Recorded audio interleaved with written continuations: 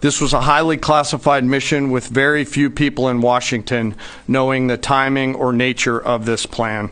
I'll refer you to the graphic on the side as I walk you through some of the operational details. At midnight Friday into Saturday morning, a large B-2 strike package comprised of bombers launched from the continental United States. As part of the plan to maintain tactical surprise, part of the package proceeded to the west and into the Pacific as a decoy, a deception effort known only to an extremely small number of planners and key leaders here in Washington and in Tampa. The main strike package, comprised of 7 B-2 Spirit bombers, each with 2 crew members, proceeded quietly to the east with minimal communications. Throughout the 18-hour flight into the target area, the aircraft completed multiple in-flight refuelings. Once over land, the B-2s linked up with escort and support aircraft in a complex, tightly timed maneuver requiring exact synchronization across multiple platforms in a narrow piece of airspace, all done with minimal communications. This type of integration is exactly what our joint force does better than anyone else in the world. At approximately 5 p.m. Eastern Standard Time last night, and just prior to the strike package entering Iran, a U.S. submarine in the Central Command Area of Responsibility launched more than 24 Tomahawk land attack cruise missiles against key surface infrastructure targets at Isfahan. As the Operation Midnight Hammer strike package entered Iranian airspace, the U.S. employed several deception tactics, including decoys, as the 4th and 5th generation aircraft pushed out in front of the strike package at high altitude and high speed, sweeping in front of the package for enemy fighters and surface-to-air missile threats. The strike package was supported by U.S. Strategic Command, U.S. Transportation Command, U.S. Cyber Command, U.S. Space Command, U.S. Space Force, and U.S. European Command.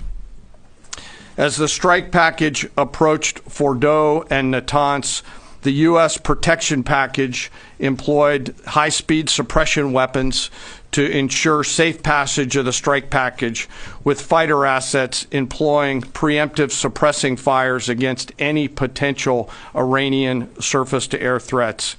We are currently unaware of any shots fired at the U.S. strike package on the way in.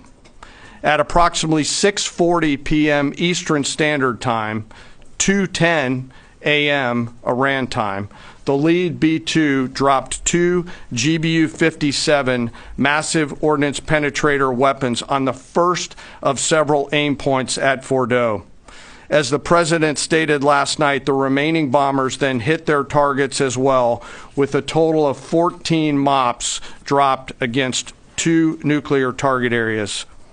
All 3 Iranian nuclear infrastructure targets were struck between 6:40 p.m. and 7:05 p.m. Eastern Time. Again, that's about 2:10 in the morning local time in Iran, with the Tomahawk missiles being the last to strike at Isfahan to ensure we retain the element of surprise throughout the operation. Following weapons release, the Midnight Hammer strike package exited Iranian airspace and the package began its return home. We are unaware of any shots fired at the package on the way out.